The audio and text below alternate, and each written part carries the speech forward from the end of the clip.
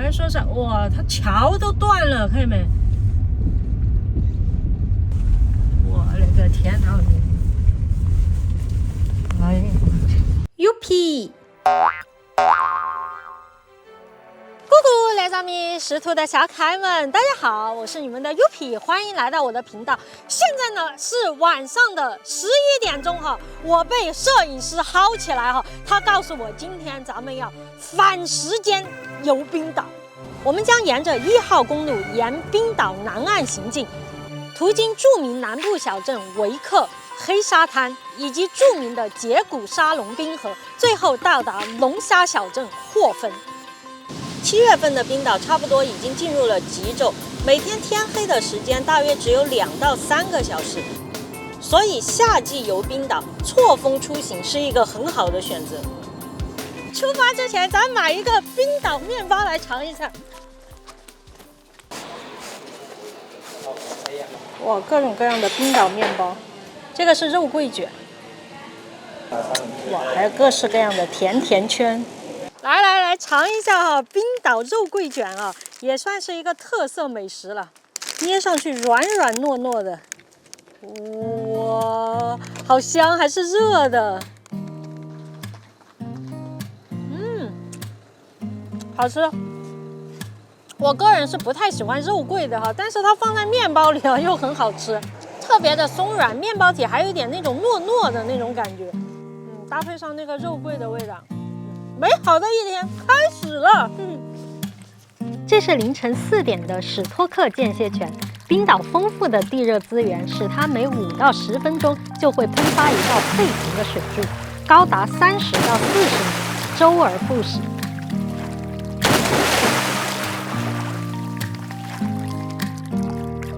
冰岛南岸的风光跟西岸有很大的不同，这边水草丰美啊，沿途上都是农场饲养的小羊。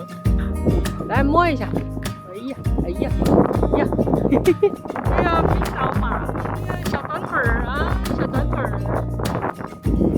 人来了，带着他们吃饭了，好漂亮这个画面。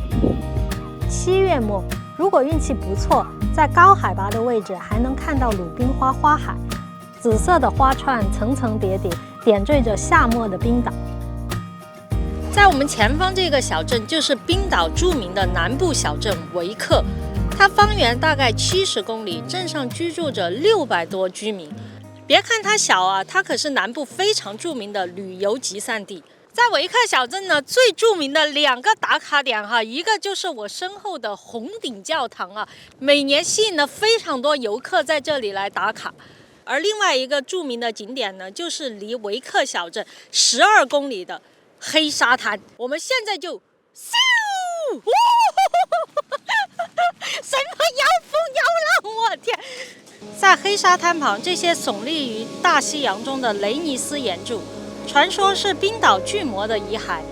在黎明破晓时分，欲将渔船拖入海中的巨魔遭遇到了阳光，所以化为了巨石。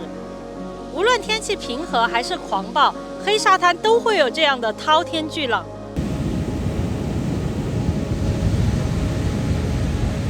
走在黑沙滩上，感觉什么都没有了，只有海浪撞击到沙滩的声音。大西洋的滚滚白浪与黝黑的火山沙石形成了梦幻的色彩对比。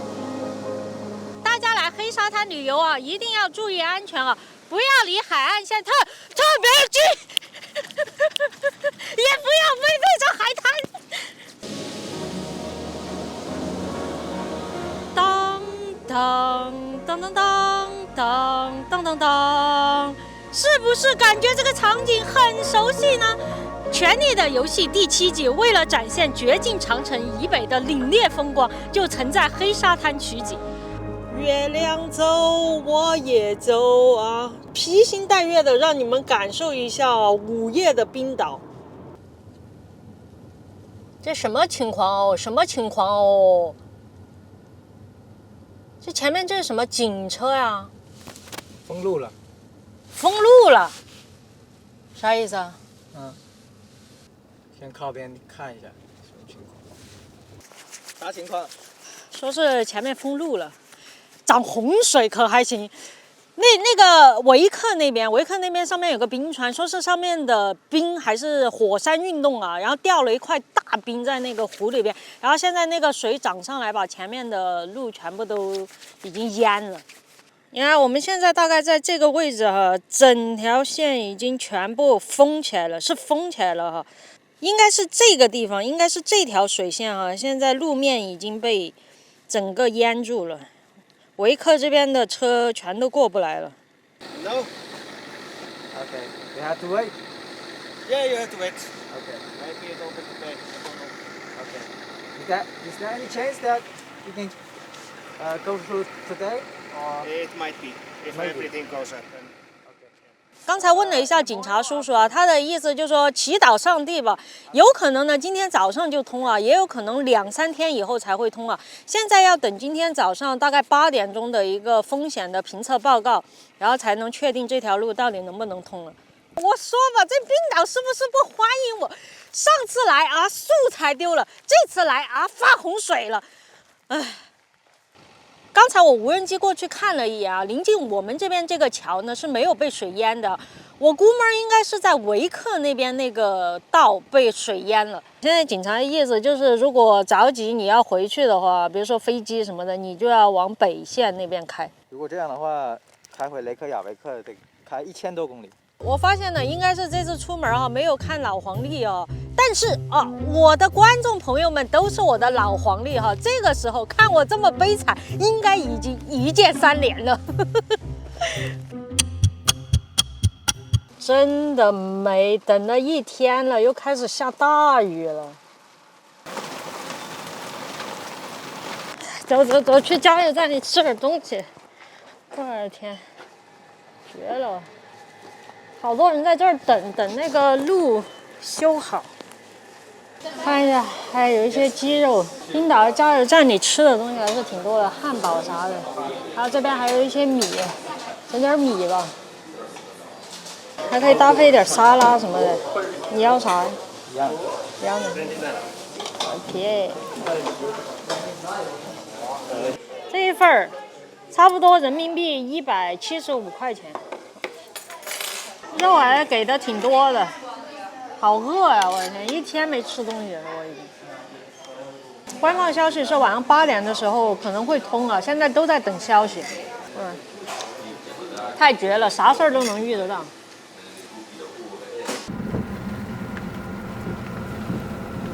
那边路口还没开，所有车都在这儿排队等着。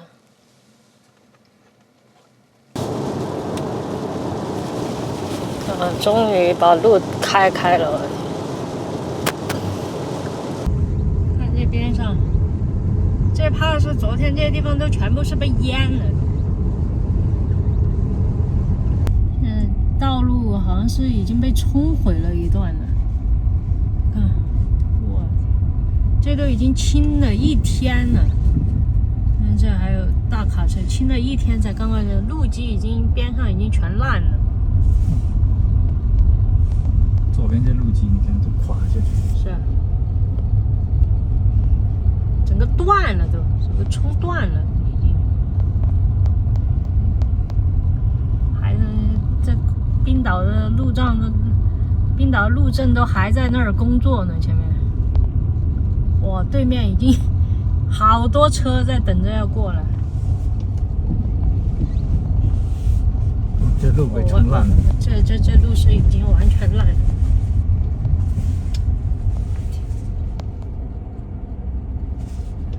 这多大的水，冲成这样！啊，冰岛就只有1条公路，然后它这一条公路一旦断了，你就没办法。它有一些那种非铺装路面啊，你普通车就走不了，除非你越野车。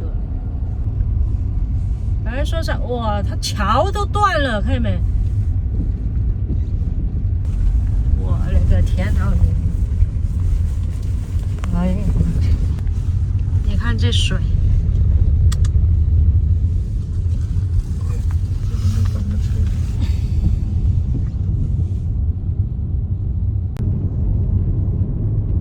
哦，你看它排到那么后面去了。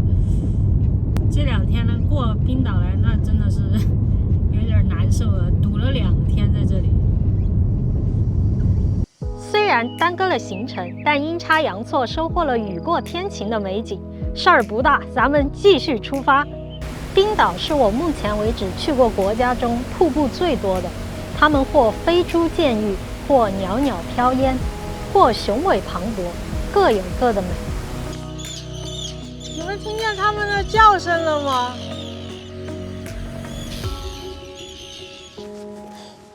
这离冰川那么近，你们看我前面就是一个冰舌延伸出来的地方，好多都化了。第一次离那个冰川那么近啊，下面全都是化掉的冰，它的蓝色呈现不一样的深度，这是因为冰化的程度影响的。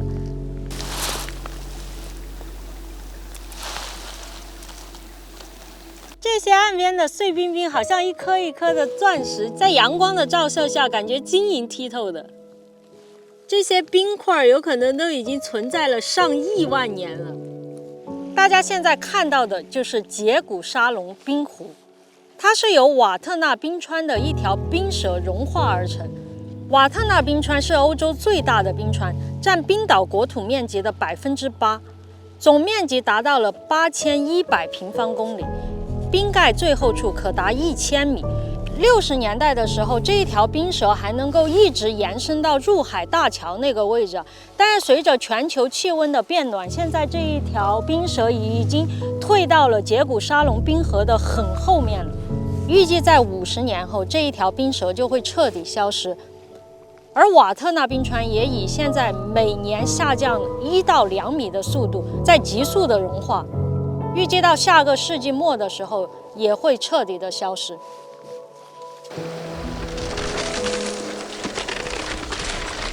像环保这种问题呢，听上去可能离我们挺遥远的，但是当它以一种具象的形式展现在大家面前的时候，我相信每个人心里都会有一定的触动。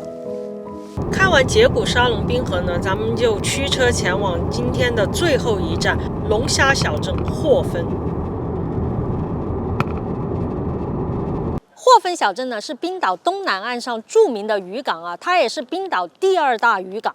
像在我身后的这一些呢，都是渔船啊。每天下午的时候呢，他们就会拉非常多的鱼从海上回来。虽然我还没进餐馆，但是我预计啊，这一顿应该是我在冰岛吃的最贵的一家餐厅呢，就是这一家，它是霍芬最著名的龙虾餐厅。你看，别人1932年就开始卖龙虾了，快100年的历史了。这啥玩意儿？这还有个什么3蹦子啊！我的天！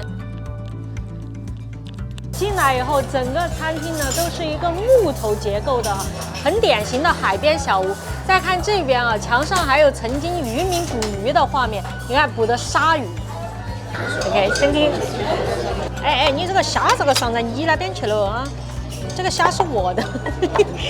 这就是冰岛小龙虾了哈。它是深海鳌虾啊，这个虾呢一般生活在北大西洋啊，在法国也是有的。这一盘鳌虾的价格呢，差不多是9500冰岛克朗啊，折合人民币呢大约是500块钱人民币啊。500块钱，说实在的，我在法国的话可以买好几袋了，好吗？我就来看看这个肉质上有没有什么区别。很多汁，但是我觉得它的肉质呢没有那么弹啊。感觉有点绵绵的，调配的味道很简单，就是一股蒜味儿和黄油味儿。像我这种经常搞这种海边啊、赶海什么的，对这个东西的价格其实我是差不多知道的。但是冰岛确实物价很贵啊，这也是一个原因。468，我算了一下哈，里面可能大概就10只这个鳌虾。跑了一天了，饿了，啥都好吃。再搭配一些松软的冰岛烤面包，这个东西就是为了拿来填肚子的，因为那个虾是肯定吃不饱的，好不好？摄影师点了一盘羊肉啊，像羊肉呢也是冰岛最主要的肉食来源。这一盘羊肉的价格大概是320块钱人民币啊，比虾要便宜很多。哇，我觉得比那个虾好吃。进嘴以后，那个肉汁直接爆出来了。这些羊很多都生活在沿海边的盐滩上面啊，所以肉质多汁，而且不膻。这一顿餐我们一共花了22250冰岛克朗，看上去啊很贵哈，1200块钱，但是没有关系，因为今天是摄影师请客。更多有趣海外视频，记得关注品，每周6更新，别忘了转评赞3连哦。